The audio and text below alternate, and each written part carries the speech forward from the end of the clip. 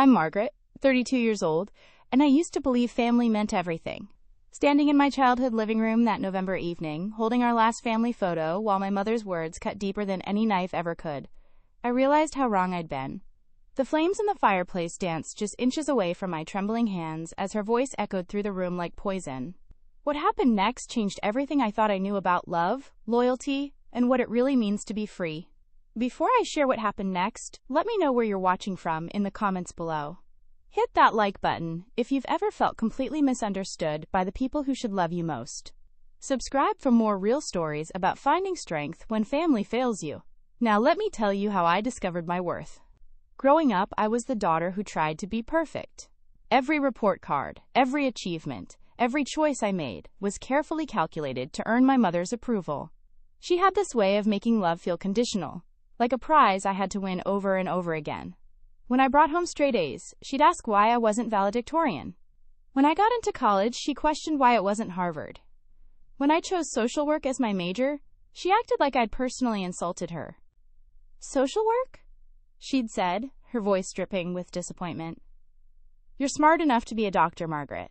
Why do you want to waste your life helping people who won't help themselves? But I loved helping people. I loved the feeling of making a real difference in someone's life, even if it was just helping a family find housing or connecting a child with counseling services. After college, when I got my first job at a community center in downtown Portland, she made it clear she thought I was throwing my life away. That neighborhood isn't safe, she'd tell anyone who'd listen. And the pay is terrible. When is she going to grow up and get a real job? She never asked about the teenagers I mentored or the families I helped stay together. She only saw what I wasn't accomplishing according to her standards. My apartment was another source of constant criticism. It was a cozy one-bedroom in a converted Victorian house, with hardwood floors and big windows that let in beautiful morning light. I loved it. But every time she visited, she'd make comments about the size, the neighborhood, how I was settling for less. She'd walk through my carefully decorated space like she was inspecting a crime scene, touching my furniture with barely concealed disgust. This couch is from a thrift store, isn't it? She'd ask, though she already knew the answer. Margaret, you're in your 30s. Don't you think it's time you own nice things? She never understood that I liked finding unique pieces with history. To her, everything had to be new, expensive, and impressive to other people. My relationships were perhaps the worst target of her criticism. Every man I dated was either beneath me or using me or not serious about his future. When I dated Tom, a teacher, she constantly pointed out that teachers don't make much money. When I dated James, who worked in finance, she said he was probably just using you until something better comes along. No matter who I brought home, she found reasons why they weren't good enough for her daughter. The pattern was always the same. I'd try to share something positive from my life, and she'd find the flaw. I'd try to defend my choices, and she'd make me feel like I was being defensive and unreasonable. I'd end up apologizing for things that weren't wrong, promising to do better, trying harder to meet standards that kept moving just out of reach. My father watched all of this happen with the kind of passive acceptance that made everything worse. That's just how your mother is, he'd say whenever I tried to talk to him about it. She wants the best for you. But wanting the best for someone doesn't mean tearing them down every chance you get. My siblings had learned early to keep their distance. My older brother Mark lived in Seattle and visited maybe twice a year. My younger sister Jennifer had moved to Colorado after college and called our parents maybe once a month. I was the one who kept trying. I was the one who still showed up for family dinners, still called on birthdays, still hoped that somehow, someday, I'd be good enough to earn the unconditional love I'd been craving my whole life. The exhaustion of walking on eggshells was wearing me down, but I couldn't seem to stop trying. Some part of me still believed that if I just worked hard enough, achieved enough, became enough, she'd finally see me as worthy of her love. That November evening started like so many others. I'd driven the hour and a half from Portland to my parents' house in suburban Beaverton, hoping for once we could have a peaceful family dinner. I'd even brought flowers and a bottle of wine, thinking maybe I could set a positive tone for the evening. The moment I walked through the door, I should have known better. Margaret, my mother said, looking me up and down with that familiar expression of disapproval. Are you eating enough? You look thin. And what did you do to your hair? I'd gotten a trim the week before. Nothing dramatic, just cleaning up my shoulder-length brown hair. But to her, any change was an opportunity for criticism. It looks fine, Mom, I said, trying to keep my voice light. I brought wine. Should I put it in the kitchen? But she was already moving on to the next complaint. And those jeans, she continued, as if I hadn't spoken. They look worn out. Don't you have anything nicer to wear to family dinner? The jeans were actually fairly new, dark wash with no holes or stains. I'd chosen them specifically because I thought they looked nice but not overdressed. Apparently, I had calculated wrong again. Dinner was the usual minefield. She asked about work, but only so she could express disappointment in my career choices. The community center, she said, shaking her head. Margaret, you're 32 years old. When are you going to get a real job and stop wasting your life on those people? Those people. She always referred to the families I worked with as those people, like they were somehow less deserving of help because they'd fallen on hard times. I got promoted last month, I said, trying to redirect the conversation toward something positive. I'm now the senior case manager for the Family Services Department. It means I can help even more families get back on their feet. I was proud of this promotion. It had come with more responsibility and better pay, and it meant I could make a bigger impact in my community. She waved her hand dismissively. Case manager. Do you know what Susan's daughter is doing? Susan was my mother's friend from book club. She just made partner at her law firm. Partner at 30. She's buying a house in the West Hills. The West Hills were Portland's most expensive neighborhood, full of massive houses with views of the city and Mount Hood. That's great for Jennifer, I said, though I'd never met Susan's Jennifer and didn't particularly care about her success. But I love my job. I'm helping families stay together, getting kids into programs they need, connecting people with resources. It's meaningful work. Meaningful, my mother repeated, like the word tasted bad. What's meaningful about barely making ends meet? What's meaningful about working with people who don't appreciate what you do for them? You could be making 3 times what you make now if you'd gone to law school, like I suggested. The conversation continued in this vein through the entire meal. Every topic somehow circled back to how I was disappointing her. My apartment was too small and in the wrong neighborhood. My car was getting old and unreliable. I wasn't saving enough money. I wasn't dating anyone seriously. I wasn't thinking about my future. Speaking of dating, she said as we were clearing the dishes, are you seeing anyone? Because if you're not, Susan knows a nice young man who works in investment banking. He's very successful, drives a BMW. She said this, like driving a BMW was some kind of moral achievement. I'm actually happy being single right now, I said, which was mostly true. After years of relationships that never seemed to meet my mother's approval, I'd been enjoying the peace of not having to defend my romantic choices to anyone. I'm focusing on my career and myself. That's when something in her expression shifted. The criticism had been building all evening, but suddenly there was something sharper in her eyes, something meaner. Happy? She said, her voice rising. Happy? Margaret, you're 32 years old, unmarried, childless, living in that tiny apartment like some college student. You spend your days with people who will never amount to anything, making barely enough money to survive. You think you're better than us, but you're pathetic. The words hit me like physical blows. I felt my father and Jennifer, who'd been mostly silent through dinner, shift uncomfortably in their chairs. But my mother wasn't done. You walk around here acting like you've got it all figured out, like your little do-gooder job makes you some kind of saint. But look at your life, Margaret. Really look at it. You're going to end up just like those people you're so determined to help. Alone, broke, and forgotten. I tried to find words to defend myself, to explain that I wasn't trying to be better than anyone, that I was just trying to live my life in a way that felt authentic and meaningful to me. But she was building towards something, and I could feel it coming like a storm on the horizon. You know what's going to happen to you? She said, standing up from the table, her voice getting louder and more vicious with each word. You're going to wake up one day when you're 50, still in that pathetic little apartment, still pretending your job matters, and you're going to realize that nobody cares about you. No husband, no children, no real friends who aren't paid to listen to your problems. You'll die alone, Margaret. Completely and utterly alone.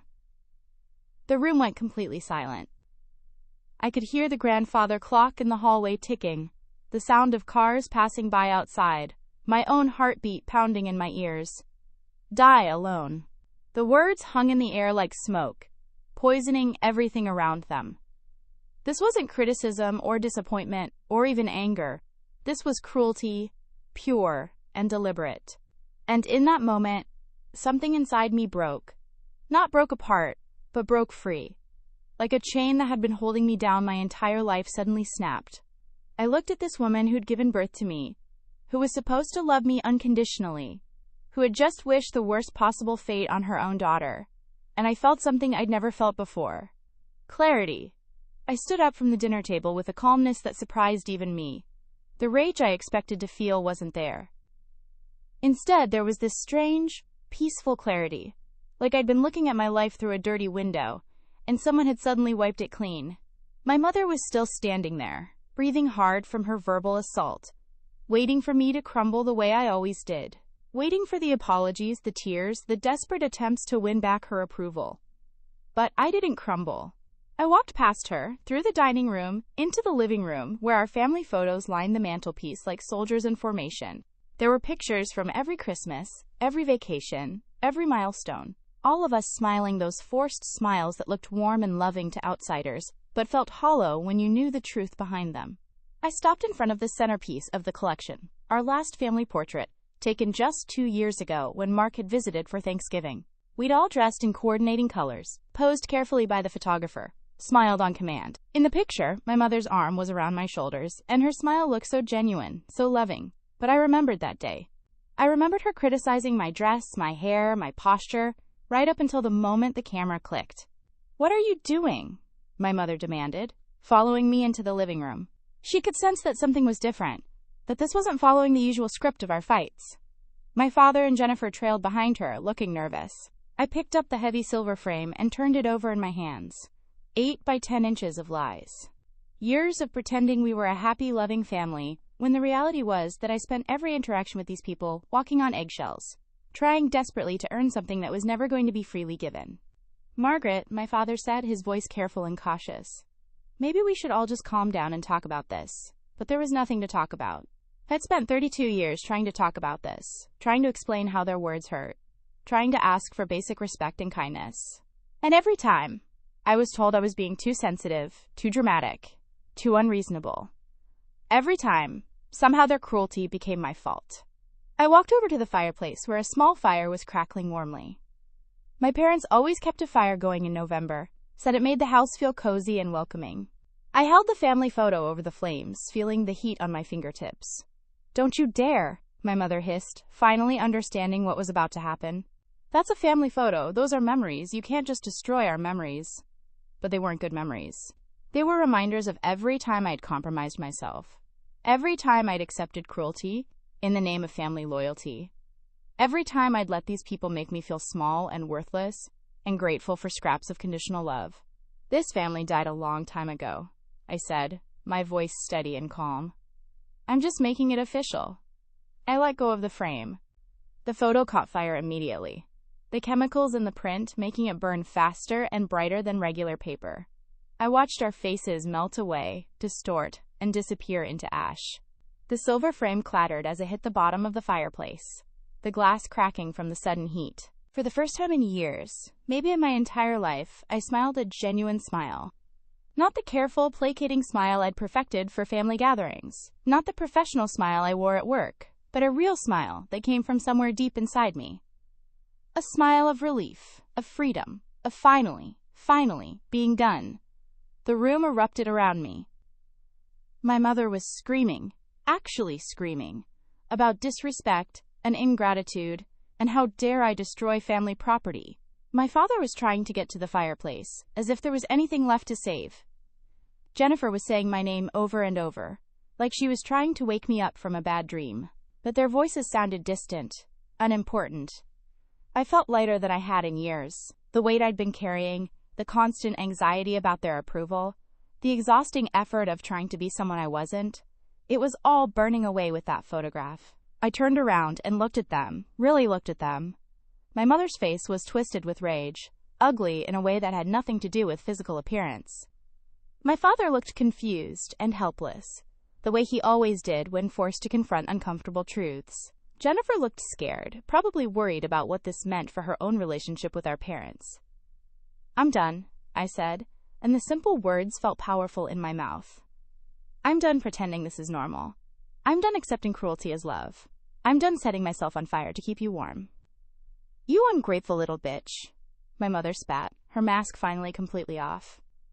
After everything we've done for you, after all the opportunities we've given you, this is how you repay us? By destroying our family? You destroyed this family a long time ago, I said. I just stopped pretending it was still alive. I walked to the front door, picked up my purse and jacket from the chair where I'd left them a few hours earlier, when I'd still been hopeful that this evening might be different. My mother was still screaming behind me, threats now mixed in with the insults. She was going to cut me out of the will. She was going to tell everyone what a horrible daughter I was. I was going to regret this for the rest of my life. But her words had no power over me anymore. For the first time, I could see them for what they were.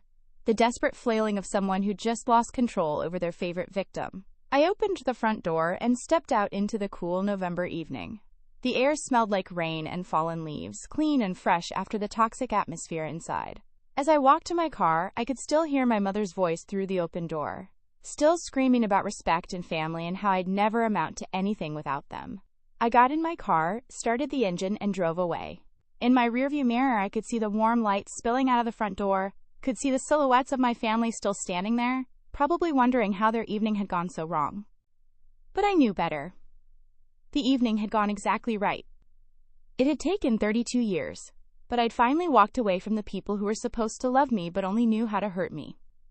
And, for the first time in my life, I was genuinely excited to see what came next.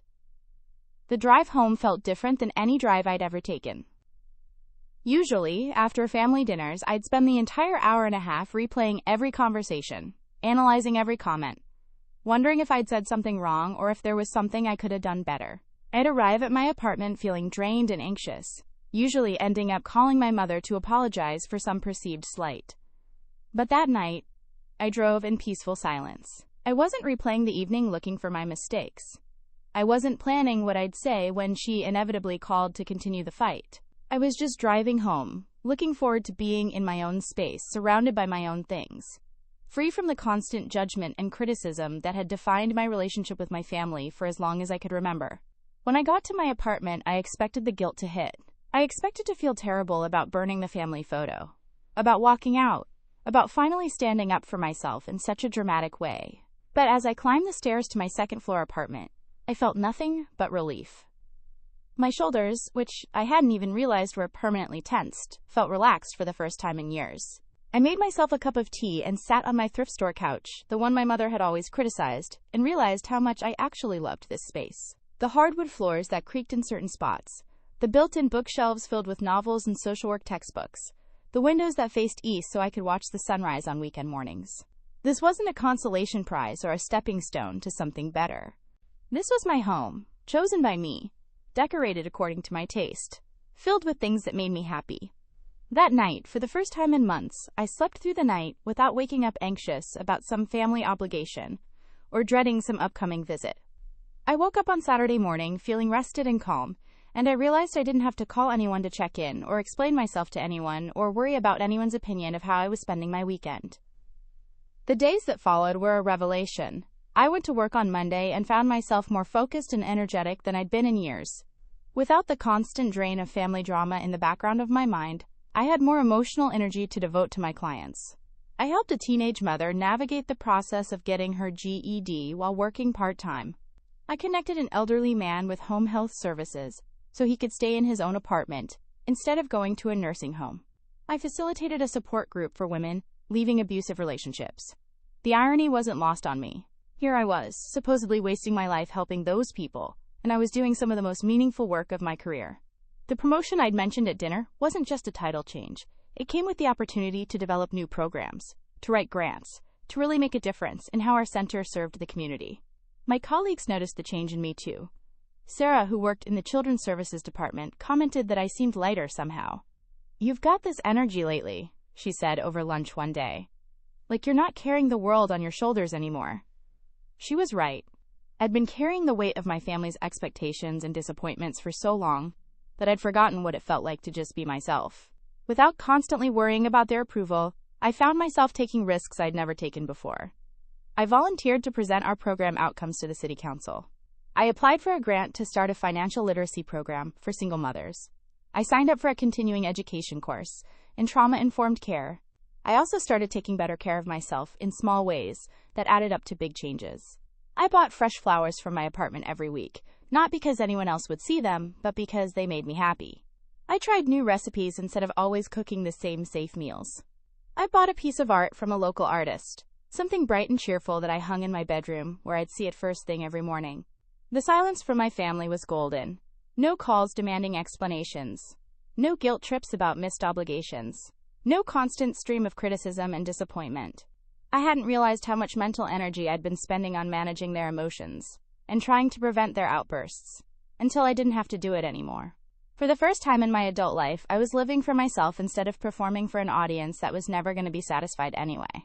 I was making decisions based on what I wanted and what felt right to me, instead of what might earn approval from people who seemed determined to withhold it. 3 weeks after the photo burning incident, I ran into an old college friend at the grocery store. Amy and I had been close during school but lost touch over the years as adult life got complicated. She took one look at me and said, "Margaret, you look amazing. There's something different about you. You look free." Free. That was exactly how I felt. Free from the constant anxiety. Free from the impossible standards. Free from the exhausting effort of trying to earn love from people who didn't know how to give it. I was finally, truly free to be myself. And it turned out that myself was someone I actually liked quite a bit. The golden silence lasted exactly 6 weeks.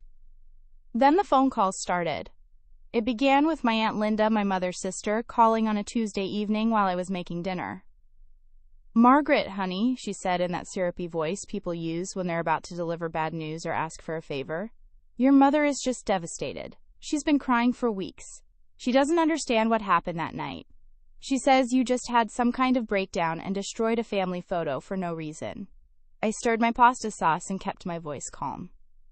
"There was a reason, Aunt Linda, but this is between me and my mother." "But sweetie, she's your mother. She loves you. She's just worried about you living alone in that neighborhood, working at that job.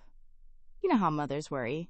The way she said, "that neighborhood" and "that job," told me exactly whose version of events she'd been hearing. "I'm not responsible for managing her emotions," I said, a phrase I'd learned in the self-help books I'd been reading since the photo incident. "If she's upset, that's something she needs to work through herself." There was a pause. Aunt Linda clearly hadn't expected this response. In our family, the standard procedure when my mother was upset was for everyone to scramble to fix whatever had supposedly caused the upset, regardless of whether her reaction was reasonable or proportionate. "Margaret, that's your mother you're talking about. You can't just cut off your family because you had one fight." "It wasn't one fight, Aunt Linda, and I haven't cut anyone off. I've just decided I'm not going to accept being treated badly anymore." The conversation continued for another 10 minutes, with Aunt Linda alternating between guilt trips and attempts to minimize what had happened. According to her, my mother didn't mean anything by telling me I'd die alone. She was just frustrated because she wants the best for you. I was being too sensitive and holding grudges and tearing the family apart. But I'd heard all these excuses before, had made them myself for years. They didn't work on me anymore. I thanked Aunt Linda for her concern and politely ended the call. Over the next 2 weeks, I got similar calls from 3 cousins, 2 family friends, and my grandmother. The message was always the same. My mother was the victim here. I was being unreasonable, and it was my responsibility to fix the situation by apologizing and pretending nothing had happened. What struck me most was how none of them asked for my side of the story. None of them seemed curious about what might have driven me to such a dramatic gesture. They'd all been told that I'd had a breakdown or a moment of temporary insanity, and they'd accepted that narrative without question. The idea that I might have had valid reasons for my actions, that I might have been pushed to a breaking point by years of emotional abuse, didn't seem to occur to any of them. The most difficult call came from my father. He called on a Thursday evening, 3 weeks after the other calls had started. "Margaret," he said, his voice careful and measured, "your mother asked me to call you. She's really struggling with this situation." "How are you doing, Dad?" I asked, genuinely curious. He'd witnessed the entire incident, had seen his wife tell their daughter she'd die alone, had watched me burn the family photo. What was his take on all of this? "I'm fine," he said quickly, dismissively. But your mother isn't. She's not sleeping well. She's not eating. She keeps talking about what she did wrong, how she failed as a mother. The manipulation was so obvious it was almost insulting. My mother, who had never once admitted to doing anything wrong in my presence, was now supposedly consumed with guilt and self-reflection. And somehow, this had become my problem to solve. I'm sorry she's struggling, I said, and I meant it. I didn't want anyone to suffer, even someone who had caused me years of pain. But I'm not responsible for her emotional well-being. She's your mother, Margaret. She loves you. Love doesn't look like what she did to me that night, Dad. Love doesn't look like 32 years of constant criticism and impossible standards. Love doesn't look like telling your daughter she's going to die alone. There was a long silence. Finally, my father sighed. That's just how she is, Margaret. She doesn't mean to hurt people. She worries. She wants you to have a good life. The same excuse I'd been hearing my entire life. That's just how she is. Had been used to justify every cruel comment, every emotional manipulation, every boundary violation. As if cruelty was just an unchangeable personality trait instead of a choice she made every day. Dad, I said gently, what if someone told you that's just how I am? What if I decided that being happy meant not accepting cruelty from people who claim to love me? What if that's just how I am? Another long silence. When he spoke again, his voice was smaller, older somehow. She wants to see you. She wants to talk. I'm not ready for that, I said. Maybe someday, but not now. Right now, I need space to figure out who I am, when I'm not constantly trying to earn someone's approval. But she's your mother, he said again, as if the biological relationship trumped everything else, as if sharing DNA meant I owed her access to my life regardless of how she treated me. That doesn't give her the right to abuse me, I said, using the word deliberately.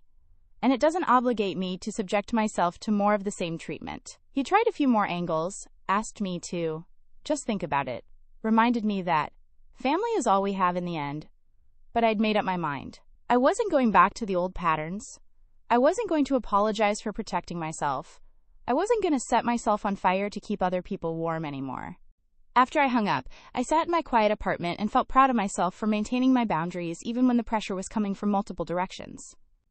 The flying monkeys, as I'd learned to call them from my reading about narcissistic family systems, were doing exactly what they were supposed to do, trying to restore the status quo by making me the problem instead of addressing the actual issue. But I wasn't the same person who had walked into that family dinner 6 weeks ago. I'd found my backbone, and I wasn't planning to lose it again. 2 months after I'd burned the family photo, I was getting ready for bed on a quiet Sunday evening when someone knocked on my apartment door.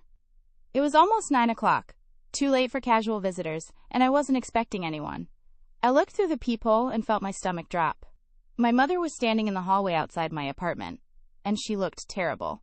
Her usually perfectly styled hair was disheveled, her makeup was smeared, and she'd clearly been crying.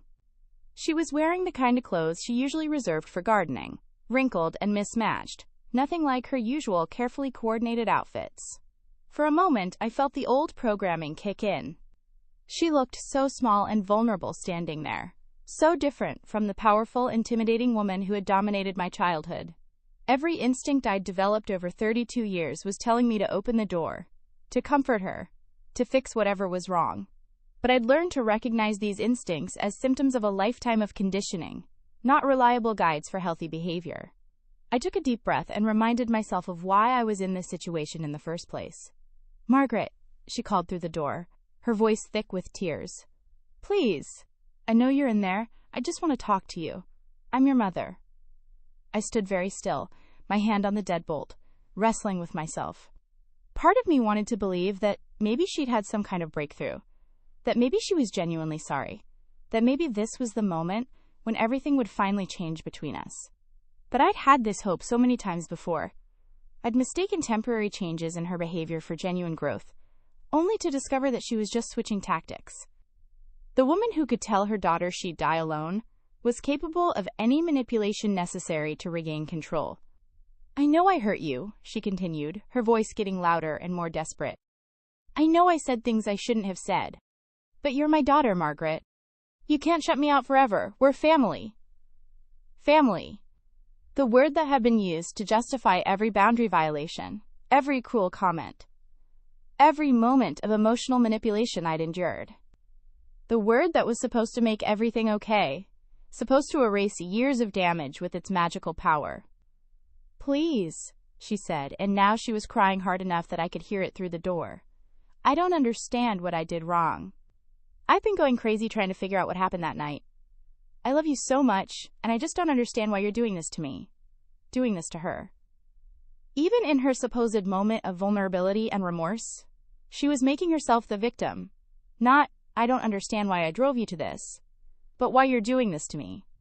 The focus was still on her pain, her confusion, her suffering. I heard footsteps in the hallway, probably my neighbors wondering what was going on. My mother's voice was getting louder, more theatrical, like she was performing her grief for an audience. I brought you into this world, she said, her voice rising. I raised you, I sacrificed for you, I gave you everything. And this is how you repay me? By shutting me out like I'm some kind of stranger? The guilt trips were flowing now, thick and fast. The reminders of everything she'd supposedly done for me, the implications that I was being ungrateful and cruel, the suggestions that I owed her something because of biology and history. But I'd spent the last 2 months reading about emotional abuse, about narcissistic family dynamics, about the difference between guilt and genuine remorse. Guilt focuses on making the other person feel bad for setting boundaries. Remorse focuses on understanding the harm that was caused and taking responsibility for it. Everything my mother was saying was about guilt, not remorse. Margaret, please, she said, and now her voice was taking on a different quality, more desperate and frantic. I think I'm having chest pains. I think something's wrong with my heart. Please, I need help. The chest pains. The classic escalation when emotional manipulation wasn't working.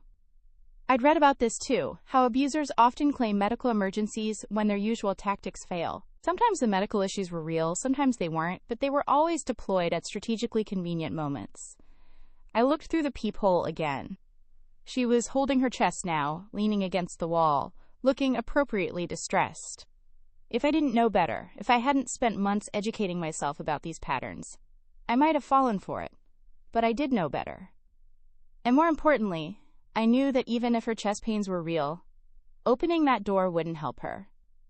It would just teach her that medical emergencies were an effective way to override my boundaries. Mom, I said through the door, my voice calm and steady. If you're having a medical emergency, you should call 911. I'm not a doctor, and I can't help you with chest pains. The crying stopped immediately.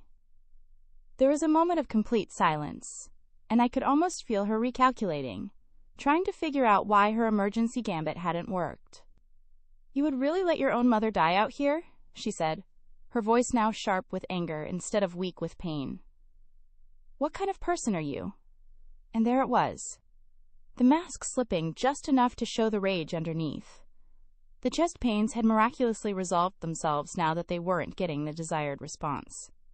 I'm the kind of person who calls 911 when someone has a medical emergency, I said. And I'm the kind of person who doesn't reward emotional manipulation. Emotional manipulation? She spat.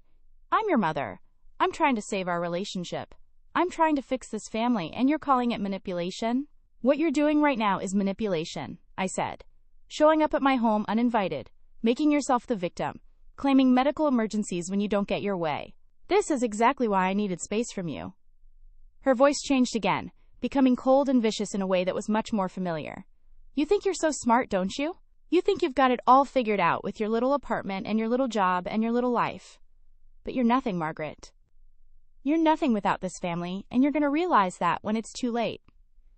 There was the woman I remembered. The one who had told me I'd die alone, who had spent 32 years tearing me down and then acting surprised when I finally walked away. This was who she really was when the performance of loving motherhood fell away. I don't owe you anything, I said, and for the first time in this conversation, I felt completely calm and sure of myself. Not my time, not my forgiveness, not my life. I tried for 32 years to earn your love, and I finally realized it was never going to happen. So I'm done trying. She started pounding on the door then, her fists hitting the wood hard enough that I worried she might actually hurt herself. Open this door, she screamed. Open this door right now. I'm your mother. You can't treat me like this. But I could treat her like this. I could refuse to engage with someone who was trying to manipulate and control me. I could protect myself from someone who had proven over and over again that they would hurt me if given the chance. I walked away from the door, went to my bedroom, and called the building's security number. There's someone in the hallway outside my apartment who's becoming disruptive, I told the security guard.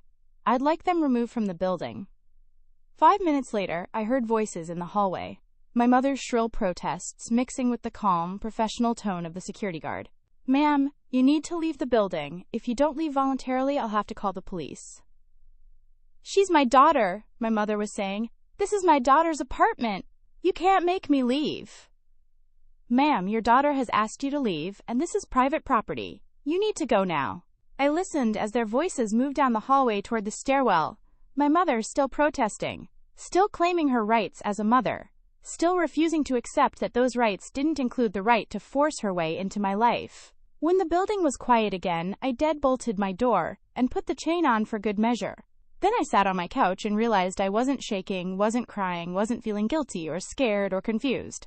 I was proud of myself. I'd held my boundaries even when the pressure was enormous, even when she'd pulled out every manipulation tactic in her arsenal. I'd protected myself, and I'd done it calmly and clearly, without cruelty or revenge. For the first time, I truly understood that I was free, not just free from her expectations and criticism, but free from the obligation to manage her emotions, to sacrifice my well-being for her comfort, to light myself on fire to keep her warm. I was free, and I was never going back. It's been 1.5 years since I burned that family photo, and my life is completely different now. Not different in the dramatic movie montage way, but different in all the small, daily ways that actually matter. I wake up in the morning without a knot of anxiety in my stomach. I make decisions based on what I want and what feels right to me, not on what might prevent someone else from having an emotional meltdown. I've learned what it feels like to live without constantly walking on eggshells. My work at the community center has flourished in ways I never expected. The grant I applied for was approved, and we launched a financial literacy program that's already helped over 200 families. I was promoted again 6 months ago, and now I'm the Assistant Director of Family Services. I'm making more money than I ever have, but more importantly, I'm making a difference in people's lives every single day. The irony of my mother's prediction hasn't been lost on me. She said I'd end up alone, surrounded by people who didn't really care about me. Instead, I've built a chosen family of colleagues, friends, and community members who see my value and appreciate my contributions. Sarah from work has become one of my closest friends. We have dinner together twice a week and take weekend trips to the coast. My neighbor, Mrs. Chen, an elderly woman who immigrated from Taiwan 50 years ago, brings me homemade dumplings and tells me stories about her grandchildren. The teenagers in my mentorship program send me graduation announcements and wedding invitations. I started dating David 8 months ago. He's a 5th grade teacher at one of the elementary schools we partner with, and he's nothing like the men my mother always thought I should be with. He drives a 10-year-old Honda, lives in a modest apartment not far from mine, and spends his weekends volunteering at the animal shelter. He's kind, funny, and completely supportive of my work and my choices. When I told him about cutting contact with my family, he didn't try to convince me to reconcile or suggest that I was being too harsh. He just listened, asked thoughtful questions, and told me he was proud of me for protecting myself. The holidays were challenging at first. The first Christmas without the obligation to attend family gatherings was strange and liberating. David and I volunteered at the community center's holiday dinner for families in need, serving meals and helping with a toy drive. It was the first Christmas I'd ever spent focused on giving to others instead of managing family drama, and it was beautiful. I've been going to therapy for the past year, working through the effects of growing up in an emotionally abusive household.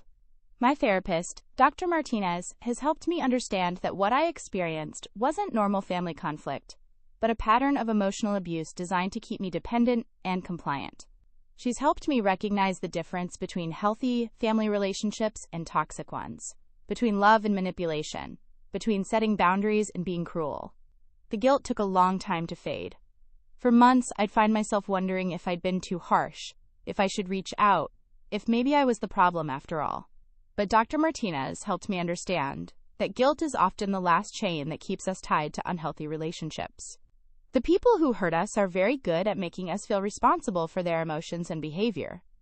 I still get updates about my family through the grapevine, occasionally. My Aunt Linda mentioned at the grocery store that my mother had started going to church more regularly, as if this was evidence of her transformation and my obligation to forgive her. My cousin posted pictures on social media of a family barbecue where my absence was conspicuous but uncommented upon. My father sent a card on my birthday with no message, just his signature, like he was testing to see if I'd respond. I haven't responded to any of these indirect communications. I've learned that my silence isn't cruelty. It's self-preservation. I'm not punishing them by staying away. I'm protecting myself from people who have proven they will hurt me if given the opportunity. Sometimes people ask me if I miss my family, and the honest answer is complicated. I miss the idea of them. I miss the fantasy of having parents who loved me unconditionally, who celebrated my achievements, who wanted me to be happy. But I don't miss the reality of them. I don't miss the constant criticism, the impossible standards, the walking on eggshells, the feeling that I was never good enough no matter how hard I tried. What I've learned is that family isn't about blood or obligation or guilt. Family is about love, respect, support, and genuine care for each other's well-being. It's about celebrating each other's successes and providing comfort during difficulties. It's about accepting each other as whole, imperfect human beings, instead of trying to mold each other into impossible ideals. I have a family now. It's made up of David, Sarah, Mrs. Chen, my coworkers, my mentorship kids, my therapy group, and dozens of other people who've chosen to be part of my life because they value who I am, not because they're obligated to tolerate me. This family doesn't demand that I set myself on fire to keep them warm. They want me to be happy, healthy, and authentic. The woman who burned that family photo wasn't angry. She was finally free. And the woman telling you this story isn't bitter. She's grateful. Because sometimes you have to lose the family you were born into to find the family you deserve. Sometimes the most loving thing you can do is walk away from people who don't know how to love you back. I learned that sometimes when someone threatens you with being alone because you won't accept their abuse, maybe they're accidentally offering you exactly what you need. Because being alone isn't the worst thing that can happen to you. Being surrounded by people who diminish you, who make you feel small and worthless, who demand that you sacrifice your authenticity for their comfort, that's much worse than being alone. If you're watching this and you recognize your own story and mine, I want you to know that you deserve better. You deserve to be loved for who you are, not who someone else thinks you should be. You deserve relationships that lift you up instead of tearing you down. You deserve to live your life according to your own values and dreams, not someone else's impossible expectations. And if that means walking away from people who share your DNA, that's okay. Blood doesn't give anyone the right to abuse you. Biology doesn't create an obligation to accept cruelty. You have the right to protect yourself, to set boundaries, to choose who gets access to your time and energy and love. So tell me in the comments, have you ever had to set difficult boundaries with family members? How did you find the strength to protect yourself? Hit that like button if this story resonated with you, and subscribe for more real stories about finding your worth and building the life you deserve. Share this with someone who might need to hear that they're not alone, that choosing yourself isn't selfish, it's necessary. Thank you for listening to my story. And remember, you are worthy of love and respect exactly as you are. Don't let anyone convince you otherwise. Take care of yourselves, and I'll see you in the next video.